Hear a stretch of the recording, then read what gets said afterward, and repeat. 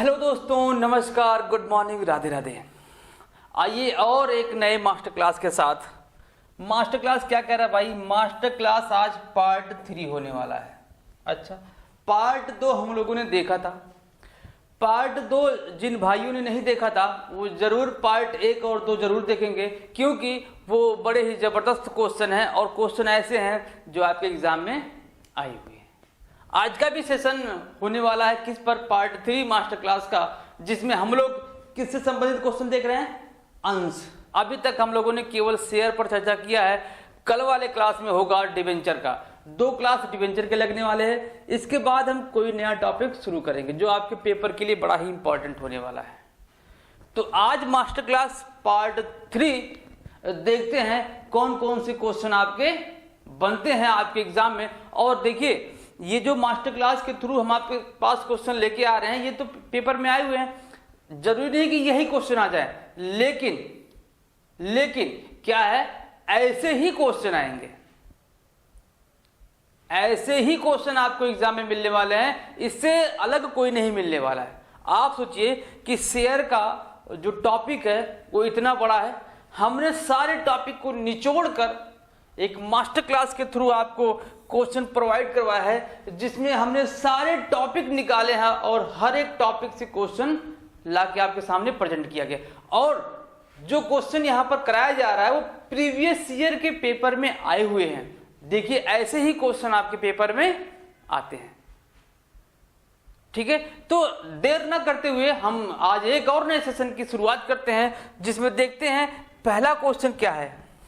देखिए भाई, पहला क्वेश्चन आपका जो है बड़ा ही प्यारा क्वेश्चन है। इससे संबंधित हम लोगों ने क्वेश्चन कर लिया था और मैंने इसका आंसर भी उस क्वेश्चन में बताया हुआ था। क्या देखिए, कह रहा है कि the premium application money to be paid as per SEBI. किसके अनुसार? सेबी के अनुसार कह रहा है भाई।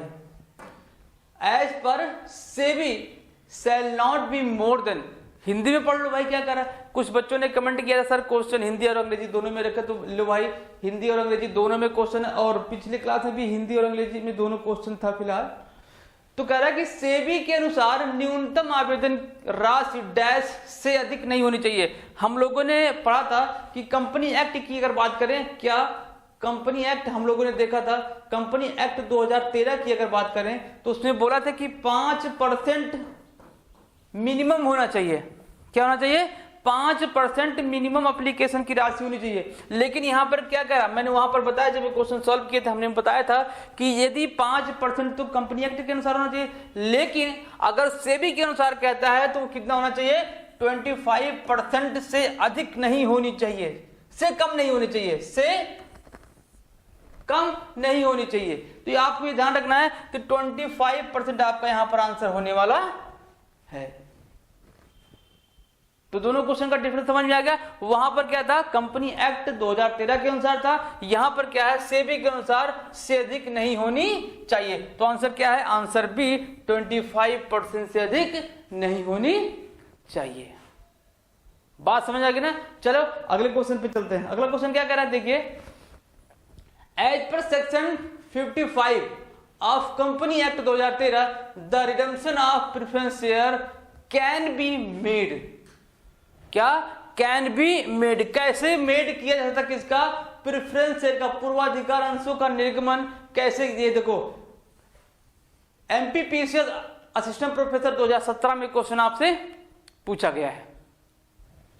क्या कह रहा है कि कंपनी अधिनियम 2013 की धारा 55, किसके अनुसार? धारा 55 के अनुसार पूर्वाधिकार अंशों का निर्गमन हो सकता है। कैसे हो सकता है? देखो, कहां से पूछ रहा है कि पूर्वाधिकार अंशों का निर्गमन कैसे, कहां से हो सकता है। बस आपसे क्वेश्चन ये पूछ रहा है। आप ये सोचिए कि पूर्वाधिकार अंशों का जो निर्गमन करना है, ऑप्शन के साथ देखो क्या पहला कह रहा है कि out of profit available for the dividend. अगर यहां पर ये शब्द ना होता, केवल लाभांश होता, इतना शब्द ना होता, केवल लाभांश होता, तो आंसर नहीं होता। लेकिन मेरे भाई कह रहा है कि लाभांश के लिए उपलब्ध लाभ, किसके लिए? लाभांश के लिए उपलब्ध लाभ में से भी क्या किया जाता है? निर्गमन किया जा सकता है। अच्छा, अगला कह रहा है from issue of new share. अच्छा भाई जी बिल्कुल, इसको भी देख लेते हैं। फिर कह रहा है कि लाभों में से तथा अंशतः नए निर्गमन से।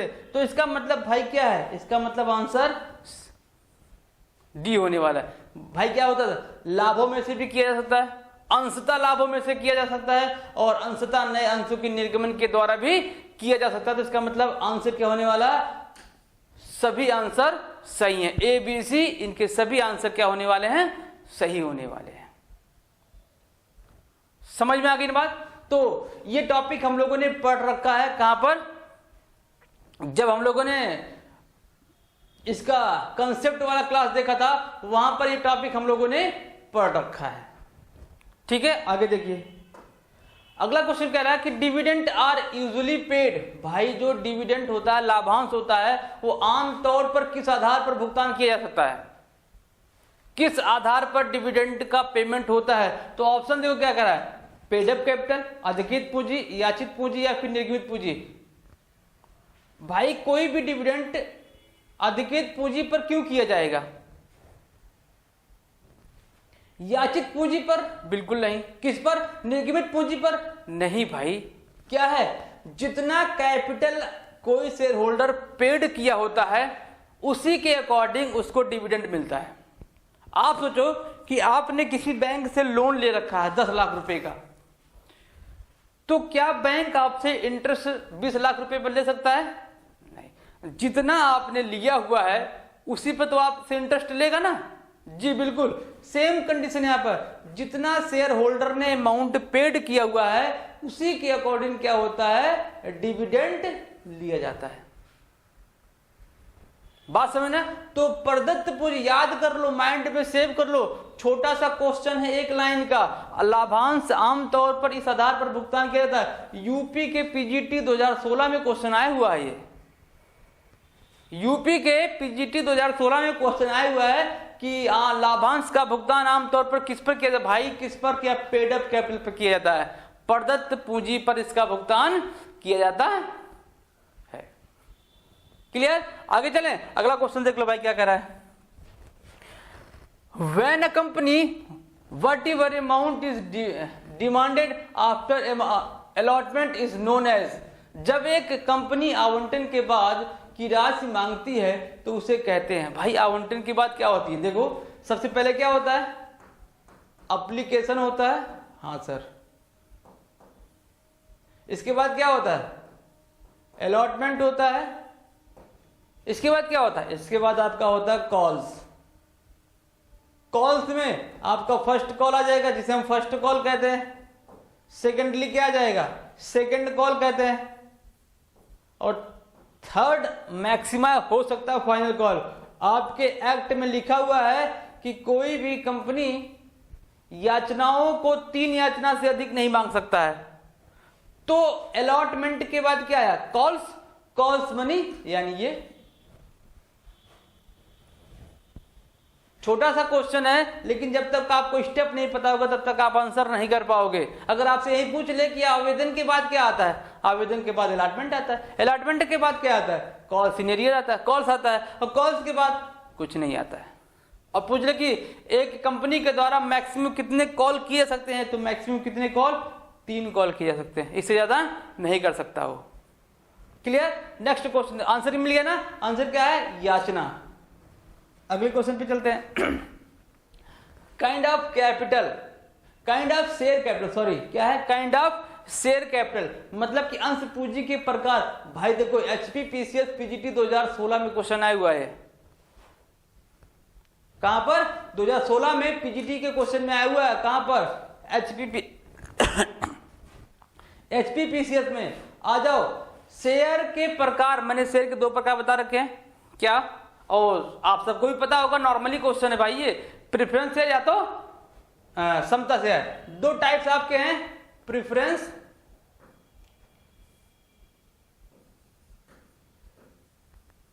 एक क्या है आपका, इक्विटी, यही 2 तो ना, इससे ज्यादा है क्या कोई नहीं भाई।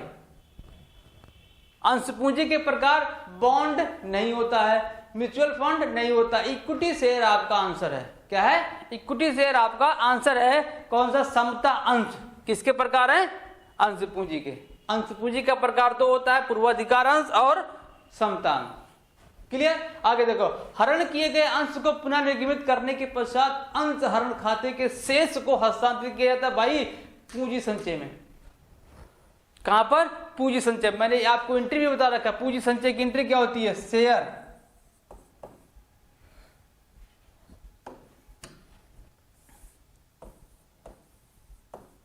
Share forfeiture account debit to capital reserve, capital reserve है ना। ये आपकी एंट्री है कौन सी? जब अंशों का हरण कर लिया जाता है इसके बाद अंशों को पुनः निर्गमित किया जाता है तो उसकी क्या है? ये लास्ट वाली एंट्री है और इस चैप्टर का लास्ट एंट्री यही होता है।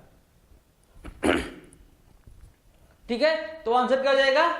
पूंजी संचय। क्लियर? आओ आगे चलते हैं। आगे क्या कह रहा है?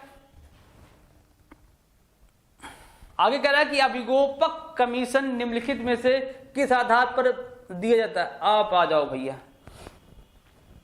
अभिगोपक कमीशन क्या होता है? सबसे पहले ये जान लो कि अभी ये इसका एक क्वेश्चन और आया हुआ था, अंडरराइटिंग कमीशन कितना होता है? देखो मैं इसका बता दूं पहले कि इस पर जो कमीशन मिलता है अभिगोपक का कमीशन,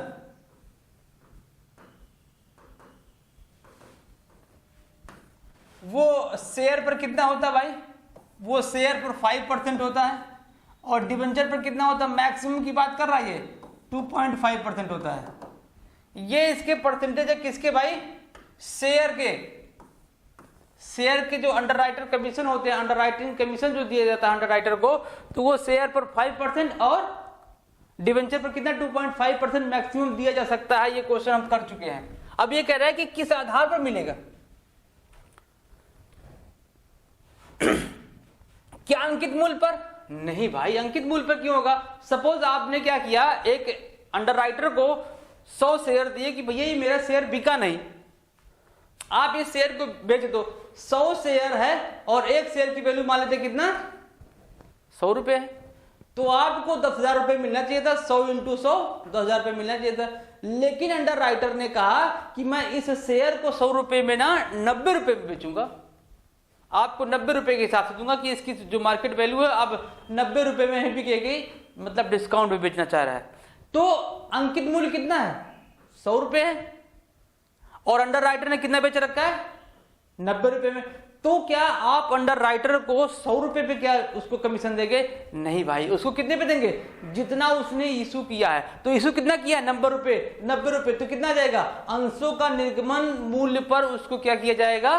कमीशन पेमेंट किया जाएगा। ये आपको ध्यान रखना है। दूसरी बात, अंशों का बाजार मूल्य। भाई बाजार मूल्य से हमसे क्या मतलब? अंशों पर प्राप्त प्रार्थना पत्र नहीं, उससे भी हमको मतलब नहीं है। तो मतलब किससे है कि अंशों के निर्गमन पर। अभी मैंने एक एग्जांपल बताया कि लोन आपने लिया था, लोन 10 लाख रुपया लिया, तो क्या बैंक आपसे 20 लाख रुपए पर इंटरेस्ट लेगा? बिल्कुल भी नहीं। जितना आपके साथ उसका ट्रांजेक्शन हुआ है उसी पर वो डील करेगा। सेम कंडीशन यहाँ पर है। अंडरराइटर ने जितना अंश निर्गमित किया, जितने वैल्यू पर किया है, उसी के वैल्यू पर उसे क्या मिलता है? कमीशन मिलता है। क्लियर? तो यहां से एक क्वेश्चन निकल गया है क्या? कमीशन कितने प्रकार का होता है, कितने मैक्सिमम कितना रेट दिया जा सकता था, तो ये तो और किस पर? निर्गमन मूल्य पर। बात समझ में आ गई? आओ अगला क्वेश्चन देखते हैं। अगला क्वेश्चन कह रहा है कि एक कंपनी के अंश का अंकित मूल्य कितना? अंकित मूल्य ध्यान रखना भाई, बड़ा ही जबरदस्त क्वेश्चन है। क्या ध्यान रखना आपको? अंकित मूल्य। अंकित मूल्य कितना? 100 रुपए। अच्छा, कंपनी ने इसे 150 रुपए में क्या किया? निर्गमित किया। अंकित मूल्य मिला कितना? 100 रुपए और निर्गमित कितना किया?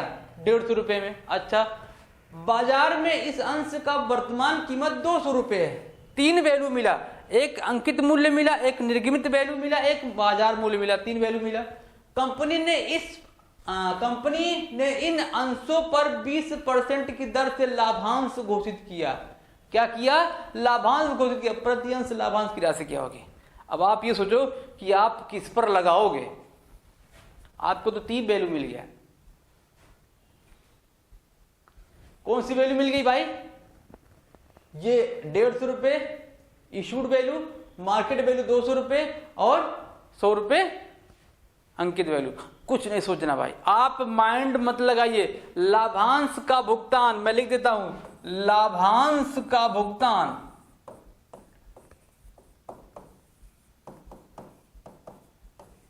अंकित मूल्य पर होता है,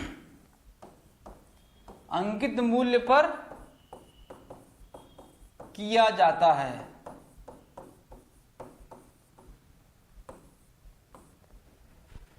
लाभांश का भुगतान अंकित मूल्य पर किया, तो अंकित मूल्य कितना है? 100 रुपए। 100 रुपए का 20% कितना जाएगा? 20 रुपए। आंसर कितना आ गया? 20। तो आंसर नंबर सी इसका सही है, 20 रुपए। और ये कब आया था? यूपी पीजीटी के 2009 में क्वेश्चन आया हुआ है। ये यूपी पीजीटी के 2009 में आपका क्वेश्चन आया हुआ है ना? कितना आसान दिख रहा है कि अरे यार सवाल आ गया, माइंड में कंफ्यूजन आ गया। अरे यार सवाल, भाई क्या होता है, कुछ लोगों को सवाल देखते ही, अंकों को देखते ही उनका माइंड ब्लॉक हो जाता है, लेकिन एक्चुअल में सवाल थोड़ी ना आइए, 1 मिनट भी नहीं लगेगा इसको आंसर करने में। अगर आपको कंसेप्ट पता है, आप जान रहे हैं कि कैसे इसका हल होगा, अंकित लाभांश का भुगतान कैसे होता है, तो आपको 1 मिनट लगेगा? नहीं, 1 मिनट भी नहीं लगेगा भाई। 100 रुपए का 20% निकालने में कितना टाइम लगेगा? ज्यादा ज्यादा 5 से 6 सेकंड। कैलकुलेशन भी नहीं करना है, बस देखा 100 का 20% कितना, आंसर 20 रुपए। सवाल नहीं भाई, ये कंसेप्ट है। क्या ये कंसेप्ट है, सवाल थोड़ी ना। ये सवाल देख के घबराना नहीं मेरे भाई। अगला देखो क्वेश्चन क्या कह रहा है, कह रहा है कि एक संचयी पूर्वाधिकार, संचयी पूर्वाधिकार अंश का मतलब हम लोगों ने पहले देख रखा था कि संचयी पूर्वाधिकार अंश क्या होता है। संचयी पूर्वाधिकार अंश ऐसे अंश होते हैं जिनको यह अधिकार प्राप्त होता है कि यदि प्रेजेंट में कोई लाभ ना हो, तो उस पर डिविडेंड नहीं मिला हो, तो नेक्स्ट ईयर में क्या हो सकता है, वो लाभांश पाने का अधिकारी होता है। उसको नेक्स्ट ईयर में लाभांश दिया जाएगा, एरियर वाला। ये हम लोगों ने देख रखा था। अब क्वेश्चन क्या पूछ रहा है, एक संचयी पूर्वाधिकार अंशधारी पिछले वर्षों में अदत्त लाभांश, मैंने बोला ना कौन सा लाभांश, एरियर का लाभांश की मांग अधिकार स्वरूप केवल तब कर सकता है जब और क्वेश्चन कब आया था? टीजीटी 2009 में आया था, यूपी टीजीटी 2009 में आया हुआ था। भाई ये कह रहा है कि यदि जो उसका लाभांश है, वो लाभांश कोई भी शेयर होल्डर कब डिमांड कर सकता है, वैसे तो उसको भुगतान किया ही जाएगा, लेकिन अधिकार स्वरूप उसको राइट है कि भाई अपने एरियर को वो मांग सकता है। कब? जब कंपनी का समापन होगा, तब उसको लगे कि कंपनी अगले साल समापन वाली है कंपनी का, और हमको डिविडेंड का पेमेंट नहीं मिलेगा, तो उसको ये राइट है कि भैया आप हमारे एरियर का भुगतान कर दीजिए पहले। तो आंसर क्या हो जाएगा? कंपनी के समापन पर। क्लियर? कंपनी के समापन पर एरियर का भुगतान किया जा सकता है, लेकिन कौन? केवल और केवल cumulative preference share holder.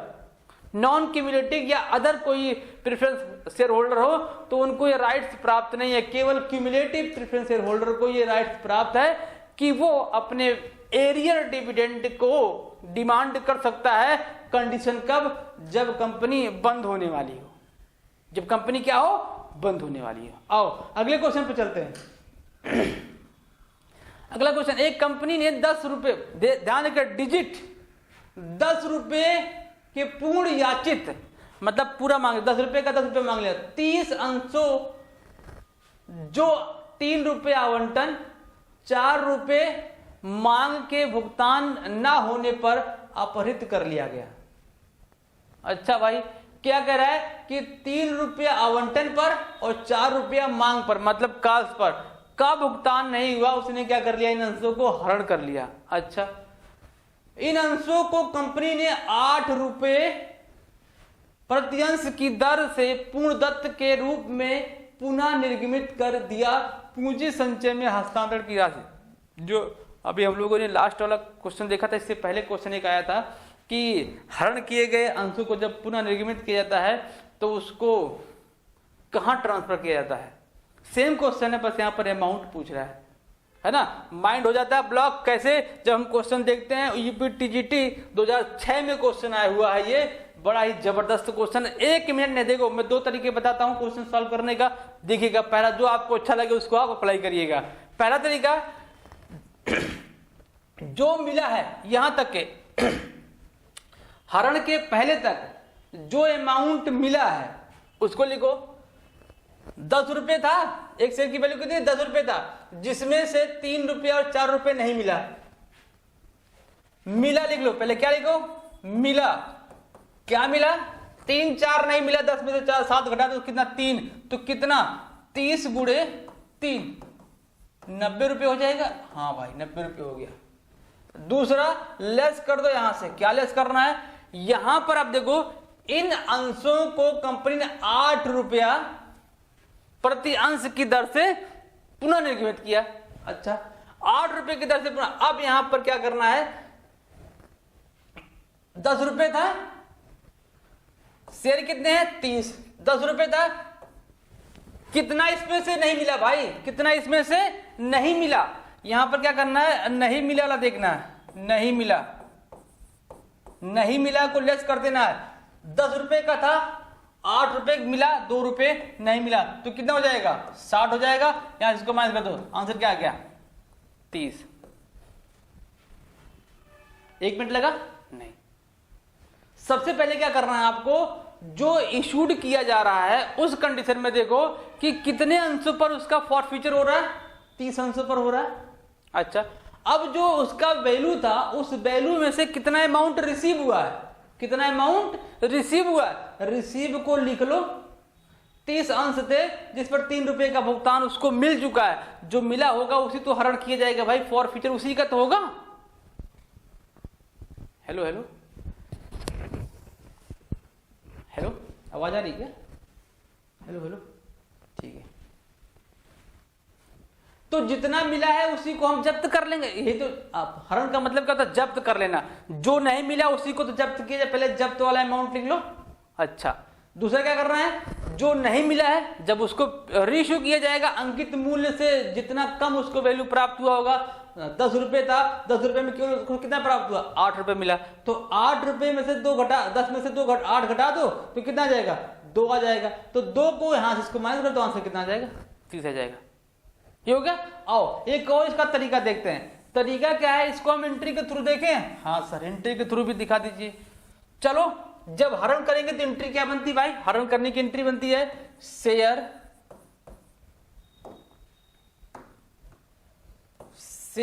Capital account debit to share forfeiture to calls in arrear. To calls in arrear, यही तो है। 30 शेयर है, 30 गुणे 10, 30 गुणे 10 कितना हो जाएगा? 300। अब इसमें देखो कॉल्स एरियर कितना? 3 7 रुपए। 30 गुणे 7, 7 3 21, 210। 300 में से 210 का कितना आ गया? 90 आ गया। आ गया ना 90। दूसरा एंट्री क्या होगा? Bank account debit forfeiture account debit to share capital to share capital. देखो कितना था? 30 अंश थे। 30 अंश को 10 से मल्टीप्लाई करेंगे तो कितना? 300 हो जाएगा। अब मिला कितना? 30 अंश गुणे 8, 8 3 24, 240 हो जाएगा। इसमें घटा कितना आ जाएगा? 60 आ जाएगा। अब जो फॉरफीचर की एंट्री होगी क्या आगी? Share forfeiture account debit to capital reserve. इस वाले अमाउंट में से इस वाले अमाउंट को घटा देंगे। 90 में से 60 कितना? 90 में से 60 गए 30। आंसर कितना आ गया? 30। ये लो एंट्री भी हो गया। ये हम क्लास 12th में सीखते थे ऐसी एंट्री। अब आपको शॉर्ट में करना भाई, जैसा पहला तरीका था 1 मिनट भी नहीं लगे क्वेश्चन का आंसर आ जाए। ये हम क्यों करेंगे? हमको दिखाना थोड़ी ना है, हमको केवल आंसर लेके आना है। बस तरीका आप दोनों सीख लो। क्या पता उस समय जब क्वेश्चन आए माइंड काम ना करे शॉर्ट ट्रिक वाला, तो ये वाला अप्लाई कर दो। क्योंकि ये हम 11th में सीखे होते हैं, बीकॉम में भी सीखे होते हैं, एमकॉम में भी सीख के जाते हैं, तो हमको ये ज्यादा याद रहता है। तो ये तरीका भी आपका आसान है। जिसको आ रहा होगा 2 मिनट 3 मिनट इसको भी लगेगा सॉल्व करने में। हो गया ना भाई। चलो आगे चलते हैं, आंसर कितना आ गया 30। अगला क्वेश्चन देखो, हरण किए गए अंश के पुनर्गमन पर जो लाभ होता है उसे किस खाते में ट्रांसफर किया जाए? भाई पूंजी संचय खाते में, कई बार हम पढ़ चुके हैं। क्यों जो लाभ होता है पूंजी संचय में क्यों लेके जाया जाता है? क्योंकि पूंजी जितना भी क्या होता है आपका कैपिटल नेचर के प्रॉफिट होते हैं, यदि वो प्रॉफिट इनकर होते हैं तो उसको लेके कहां जाया जाता है? पूंजी संचय में। वो मैंडेटरी होता है, यदि आपको पूंजीगत लाभ हुआ है तो आपको कैपिटल रिजर्व बनाना मैंडेटरी है, मैंडेटरी है। ये को क्या कहता है? ये कंपनी एक्ट भी कहता है और सेबी भी कहता है, यदि आपको प्रॉफिट हुआ है कैपिटल नेचर का तो आपको कैपिटल रिजर्व बनाना ही बनाना है, उसमें कोई दो राय नहीं है। आओ आगे चलते हैं। अगला क्वेश्चन क्या कह रहा है कि देखो बड़े ध्यान से पढ़िएगा, ये कंसेप्ट है, क्वेश्चन नहीं भाई, कंसेप्ट है। जो अभी एक क्वेश्चन और ऐसे आया था, देखो क्या कह रहा है, ₹2 के एक प्रीमियम पर जारी 10 रुपए का शेयर, मतलब कह रहा है कि एक शेयर है जिसकी वैल्यू 10 रुपए है, वो 2 रुपए प्रीमियम पर जारी किया गया। अच्छा, जिस पर पूरी राशि मांगी गई, मतलब कि पूरा डिमांड कर लिया गया 10 का 10, 4 रुपए भुगतान न करने पर जब्त कर लिया गया। शेयर पूंजी खाते में कितनी राशि ट्रांसफर की जाएगी? आओ शेयर पूंजी खाते में आपसे जो कहां पूछ मैं बताऊं, ये आपसे पूछ रहा है कि जो ये कैपिटल, कौन सा? Share capital account debit to share forfeiture to calls in arrear, calls in arrear, ये एंट्री है। आपसे पूछा ना कि शेयर पूंजी खाते में इस वाले में क्या अमाउंट दिखाया जाएगा, ये फॉरफीचर की एंट्री होती है। आपसे बस यही पूछा है कि इसमें कौन सा अमाउंट दिखाया जाता है। मैंने कई बार कई क्वेश्चन के थ्रू, कंसेप्ट के थ्रू आपको बता रखा है कि शेयर कैपिटल में केवल और केवल मांगी गई वैल्यू को दिखाया जाता है, याचित की गई, कॉल्ड की गई वैल्यू को ही दिखाया जाता है। यहां पर मांगी गई वैल्यू क्या कह रहा है कि पूरी राशि को मांग लिया गया और उसकी फेस वैल्यू क्या है? 10 रुपए। मतलब फेस वैल्यू का जितना उसने डिमांड किया होगा उसी को यहां पर दिखाया जाएगा। आप कंफ्यूज हो जाएंगे क्या कि सर इसमें 2 रुपए प्रीमियम भी है तो उसको भी मांगा गया होगा? भाई इसकी एंट्री अलग हो जाएगी, यहीं पर सिक्योरिटी प्रीमियम डेबिट हो जाएगा। क्या हो जाएगा? सिक्योरिटी प्रीमियम डेबिट हो जाएगा, इसकी एंट्री अलग हो जाएगी। मैं करके दिखा दूं? हाँ सर करके दिखा दिए। आओ क्या होगा? सिक्योरिटी प्रीमियम यहीं पर डेबिट हो जाएगा, सिक्योरिटी प्रीमियम को भी क्या कर देंगे हम? डेबिट कर देंगे। कितने से? 2 रुपए से। और ये वैल्यू कितनी आ जाएगी? 10 रुपए आ जाएगी। बात समझ आएगी ना? तो ज्यादा माइंड लगाने की जरूरत नहीं है, बस आपको इतना ध्यान रखना है कि ये किस में पूछ रहा है? शेयर पूंजी में पूछ रहा है। तो कैपिटल, शेयर कैपिटल के अमाउंट कितना होता है? उसकी फेस वैल्यू का जितना कंपनी ने डिमांड कर रखा है उसी को यहां पर दिखाया जाएगा। इतनी बात आपको ध्यान रखना है। आगे चलें, आ जाओ आगे चलते हैं। ₹1 के प्रीमियम पर जारी 10 रुपए का एक, क्या? 10 रुपए का एक शेयर जिस पर 9 रुपए प्रीमियम सहित मांगी गई है, अच्छा, और 7 रुपए प्रीमियम सहित प्रदत्त है, को जब्त कर लिया। पूंजी खाते नाम, देखो सेम क्वेश्चन, पूंजी खाते नाम, नाम का मतलब क्या होता है भाई? नाम का मतलब यहां पर डेबिट से है, हिंदी में लिखा हुआ नाम, नाम का मतलब क्या होता है? डेबिट होता है।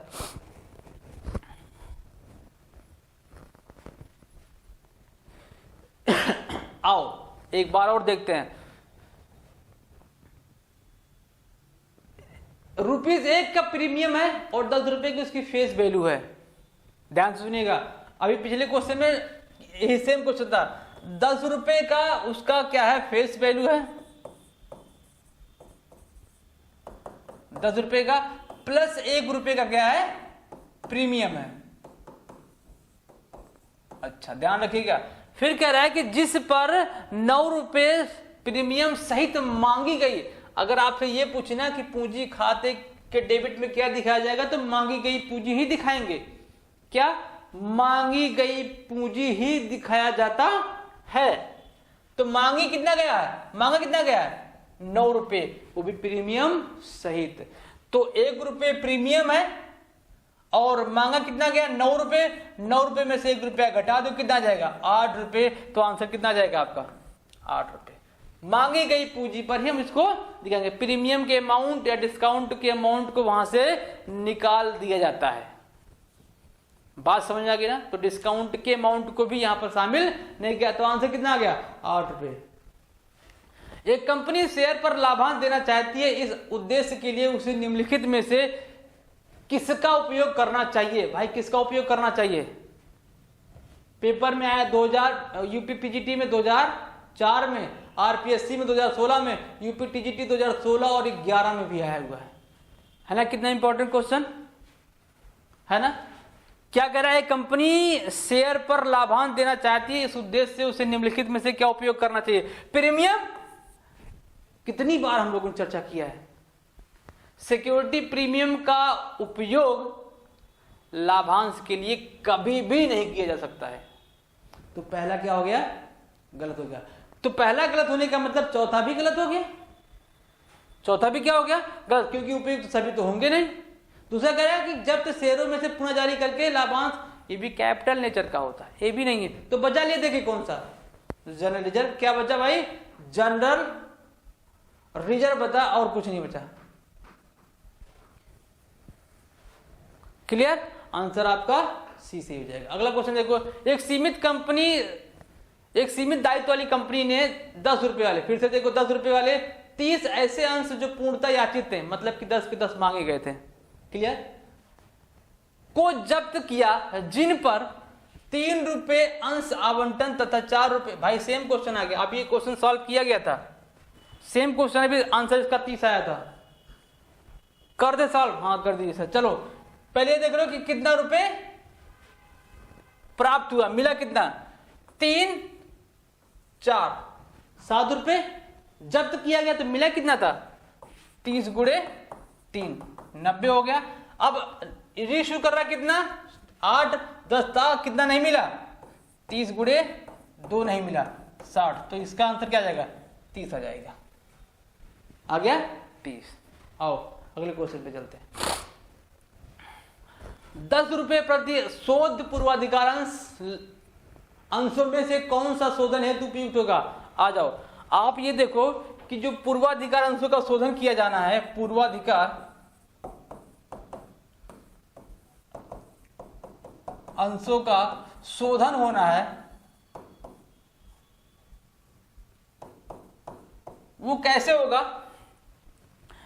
उन अंशों का शोधन तब तक नहीं किया जा सकता जब तक उस पर पूरा का पूरा अमाउंट कॉल नहीं किया जा सकता, वह उसने भुगतान नहीं कर दिया होगा। मतलब कि अगर कुछ उस पर एरियर है तो उसका शोधन नहीं कर सकते। 10 रुपए का एक शेयर है, अगर उस पर 2 रुपए एरियर है, 1 रुपए एरियर है, तो उन अंशों का रिडम्पशन नहीं किया जा सकता है। तो ऐसी दशा में क्या होगा सर, ऐसे क्वेश्चन कई बार आपसे एग्जाम में पूछे हुए हैं। उम्मीद है कि हाँ देखो टीजीटी 2003 में क्वेश्चन आया हुआ है। तो कहने का मतलब क्या होगा सर, कहने का मतलब ये होगा कि उस पर जब पूर्णदत्त पेमेंट होगा, 10 का 10 अमाउंट भुगतान कर दिया जाएगा, तभी उस पर क्या होगा शोधन का कार्रवाई होगा। तो जिन पर 2 रुपए प्रार्थना पत्र की राशि भुगतान किया गया, भाई आंसर नहीं, बिल्कुल नहीं, कुछ बकाया नहीं रखना है। जिन पर प्रार्थना पत्र सहित 3 रुपए कुछ नहीं, 7.5 रुपए भुगतान किया गया, नहीं भाई। जिन पर 10 के 10 अंशों का भुगतान किया गया है, 10 के 10 रुपए का भुगतान कर दिया गया है, वही इसका आंसर होने वाला है। तो आंसर डी इसका सही हो जाएगा, ऑप्शन डी सही है। आ जाओ अगला क्वेश्चन देखते हैं। जब कोष को पूंजीकृत करना हो तब मौजूदा अंशधारकों को निम्नलिखित को निगमित किया जा सकता। क्या भाई, बोनस अंश। जब जब कंपनी अपने कैपिटल को, कोष को, फंड को कैपिटलाइजेशन करेगी, तो उसके लिए क्या करना पड़ता है, बोनस अंश वो इश्यू करती है। क्लियर, ज्यादा कुछ इसमें नहीं है। ओके, अगर यदि पूर्वाधिकार अंशों का शोधन प्रीमियम पर करना है तो प्रीमियम की राशि का भुगतान हो सकता है। आ जाओ, प्रीमियम की राशि का भुगतान सबसे पहले प्रीमियम के अमाउंट से किया जा सकता है। हाँ, यदि किसी उससे पहले प्रीमियम का अमाउंट हमको प्राप्त हो, उसको हमने रखा है बचा के, या फिर उसको प्रीमियम के नाम से फंड बना के रखा, तो उसमें से, या फिर लाभ में से। कहां से? लाभ में। ऑप्शन देखते हैं, पहला ही ऑप्शन आपका सही है, अंश प्रीमियम या लाभानी खाते से। अंश पूंजी से नहीं किया जा सकता, लाभ हानि से भी किया जा सकता था, लेकिन ऊपर ऑप्शन हमको ज्यादा सही दिख रहा है। वहां पर दो दिए गए हैं, अंश प्रीमियम दिया गया, लाभ हानि दोनों, तो ऑप्शन हम ए चूज कर, ए भी आपका सही है। ये देखो, पूंजी शोधन कोष से नहीं किया जा सकता है, पूंजी शोधन का उपयोग शोधन के लिए ही किया जाना है, इसका उपयोग नहीं किया जाना है। तो लाभ हानि अगर ये ना होता तो ये ऑप्शन सही हो जाता था, लेकिन ऑप्शन नंबर ए ज्यादा सही है, तो ऑप्शन नंबर ए सही है। आ जाओ अगले क्वेश्चन पे चलते हैं। फिर एक क्वेश्चन आया, भाई ये आपको क्वेश्चन दिख रहा है ना, लेकिन मुझे क्वेश्चन नहीं दिख रहा है, मुझे क्या दिख रहा है? ये कॉन्सेप्ट दिख रहा है। अगर आपको कॉन्सेप्ट आता है तो ये क्वेश्चन नहीं है। क्वेश्चन पढ़ो और आंसर क्लिक करके चले आओ। अभी रिसेंटली में आपका एग्जाम हुआ है, एग्जाम का नाम है ऑडिटर। उसमें एक सिंपल क्वेश्चन आया हुआ था, हमारे कुछ जानने वाले उस क्वेश्चन को अटेम्प्ट किए बगैर चले आए। क्यों? क्योंकि वो क्या था, वो उसमें डेटा था, और डेटा देखते ही माइंड लोगों का खराब हो जाता कि भाई पता नहीं आंसर आएगा कि नहीं। टाइम वेस्ट करने से बेटर है कि हम नेक्स्ट क्वेश्चन पर मूव ऑन करते हैं और अगले क्वेश्चन पर ट्राई करते हैं। इतना इजी क्वेश्चन होता है, लेकिन हम उस क्वेश्चन को अटेम्प्ट किए बगैर आगे बढ़ जाते हैं। देखिएगा कैसे, मैं बताता हूं इजी कैसे। देखिए, यदि एक A share of 20 original issued at the discount of ₹2, एक 20 रुपए वाले अंश था जिसका मूल रूप से 2 रुपए बट्टे पर क्या किया गया? निर्गमन किया गया। अच्छा, was forfeited, उसको क्या कर लिया गया? फॉरफिट कर लिया गया, हरण कर दिया गया। अच्छा, the amount receive on it was कितना? 4 रुपीज। इंपॉर्टेंट है, जो अमाउंट रिसीव होता है, the maximum discount on issue of such forfeited share will be, कब आया था? 2006 में। यूपीपीसीएस प्री के एग्जाम में आया हुआ है, कब? 2006 में, है ना? मजे का क्वेश्चन नहीं भाई, ये आपसे पूछ रहा है कि आप कितने अंशों पर जब उसको रीइश्यू किया जाएगा मैक्सिमम कितना डिस्काउंट दिया जा सकता है। मैक्सिमम डिस्काउंट उतना दिया जा सकता है जितना उसको अमाउंट रिसीव हुआ है। मैं बताऊं, आ जाओ देखते हैं। सपोज एक शेयर की वैल्यू कितनी है? 10 रुपए। अब 10 रुपए में से उसको 5 रुपया रिसीव हुआ है, किसी भी कंपनी को 5 रुपीज उसको रिसीव हो गया है। तो आपसे यही पूछ रहा है कि जो कंपनी दोबारा रीइश्यू करेगी उसमें कितना उसको डिस्काउंट दिया जा सकता है आने वाले शेयर होल्डर को। मैक्सिमम डिस्काउंट जितना भाई रिसीव हुआ है उसी को किया जा सकता है, उससे न कम हो सकता है लेकिन ज्यादा नहीं हो। आप सोचो कि वो कंपनी 6 रुपए डिस्काउंट दे दे तो पॉसिबल नहीं है। सेबी और कंपनी एक्ट 2013 साफ साफ मना करता है कि आप इससे ज्यादा नहीं दे सकते हैं। तो कितना दे सकते हैं? 5 रुपए। इसमें कितना रिसीव हुआ था? 4 रुपए। तो वही पूछा कि 4 रुपए रिसीव हो रहा है, तो आंसर कितना हो जाएगा? 4 रुपए ही आएगा और कुछ नहीं। जितना अमाउंट रिसीव है उसी को डिस्काउंट में कन्वर्ट किया जा सकता है। Preference share can B redeem out of the, preference share क्या विमोचन किया जा सकता है किसमें से? ऑप्शन क्या है? लाभांश हेतु उपलब्ध। भाई बिल्कुल, लाभांश होता तो हम इसको इग्नोर कर देते हैं, लेकिन लाभांश हेतु उपलब्ध क्या दिया गया? लाभ। तो आंसर ए भी सही है। अगला देखो, क्या नए अंशों के निर्गमन? हाँ भाई, नए अंशों के निर्गमन के भी द्वारा, तो ए भी सही, मतलब आंसर क्या होगा? सी सही है कि उपरोक्त ए बी दोनों सही हैं। तो आंसर नंबर क्या हो गया? सी हो जाएगा। आओ अगला देखते हैं।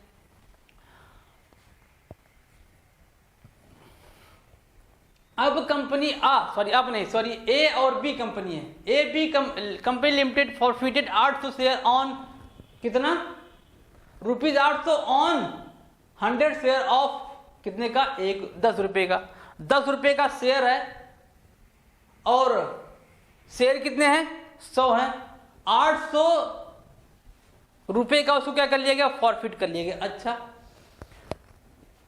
Out of the forfeited share 50 share were issued for the कितना ₹5 में, ₹5 में उसको रीइश्यू किया गया। आगे जो क्या कर रहा है कि the amount to be transfer capital reserve, capital reserve में ट्रांसफर कितना करना है भाई। देखो ₹10 था, 100 से ₹800 उसको क्या है ₹800 हरण कौन करता है, हरण अमाउंट कौन सा होता है जो फॉरफिट हुआ होता है, जो रिसीव हुआ होता है। तो 800 अंश है, पहले ये मिला, मैंने कहा ना ये मिला में से ना मिला घटा देते हैं, ना मिला कितना ₹5 मिला, ₹5 नहीं मिला, पूर्णतः कितना ₹5 नहीं मिला।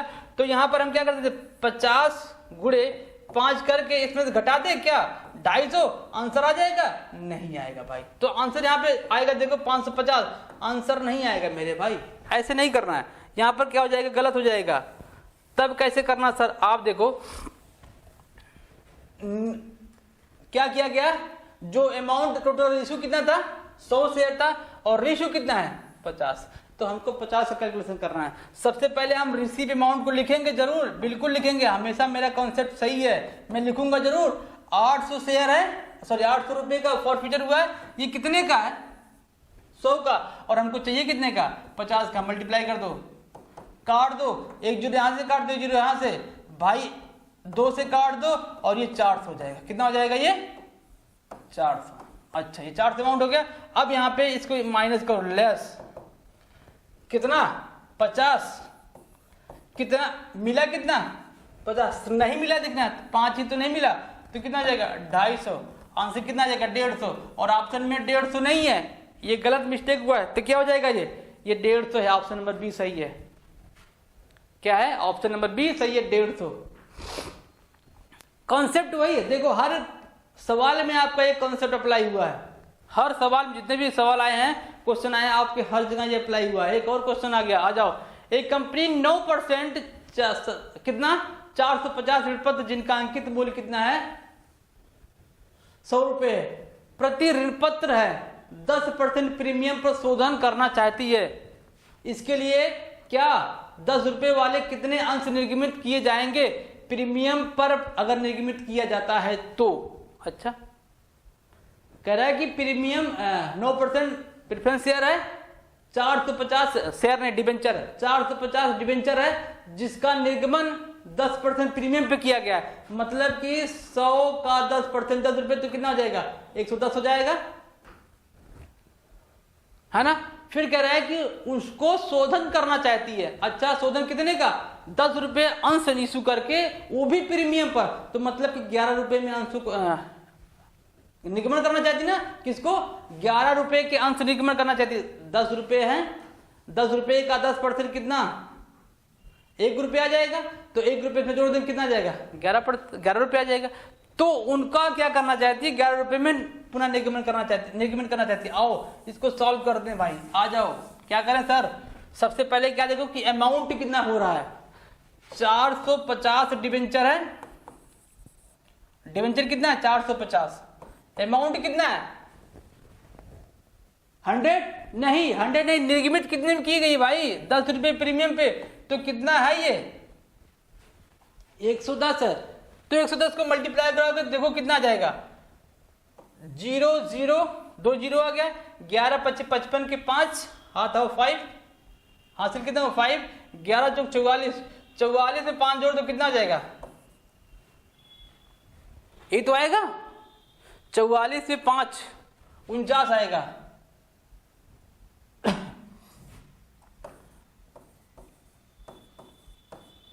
ये आ गया, यही तो ना, 00 आ गया, हाँ आ गया 0, 11 25 55 की 5 आ गया। अच्छा, 11 चौक 44, 44 5 49, ये होगा बस। देखो 49,500, कितना 49,500, ये आपका अमाउंट आ गया। अब कह रहा है कि इस 49,500 को क्या करना है भैया, 10 रुपए वाले 10% प्रीमियम पर, मतलब कि अगर आपको इतना रुपए किसी को देना है तो अगर उसको पैसा ना देके शेयर दिया जाए तो शेयर की वैल्यू कितनी होगी, तो वही पूछा कितना शेयर होगा, तो इसको काटेंगे तो आपका शेयर कितना निकल जाएगा, 4500। कितना जाएगा, 4500 आपका शेयर आ जाएगा। ठीक है, आओ अगले क्वेश्चन पे चलते हैं। लास्ट क्वेश्चन था भाई, हम लोगों ने आज मास्टर क्लास जो शेयर का टॉपिक है उस शेयर के टॉपिक को लास्ट किया है। अब इससे ज्यादा आपके शेयर से क्वेश्चन आने की संभावना बिल्कुल भी नहीं है, यहीं से क्वेश्चन आपके निकल के आएंगे। ठीक है, कल का जो क्लास होगा वो डिवेंचर पर होगा। डिवेंचर से संबंधित जितने भी क्वेश्चन निकल के आएंगे हम कल उस पर चर्चा करने वाले हैं। उम्मीद है कि आपको ये सेशन बहुत अच्छा लगा होगा।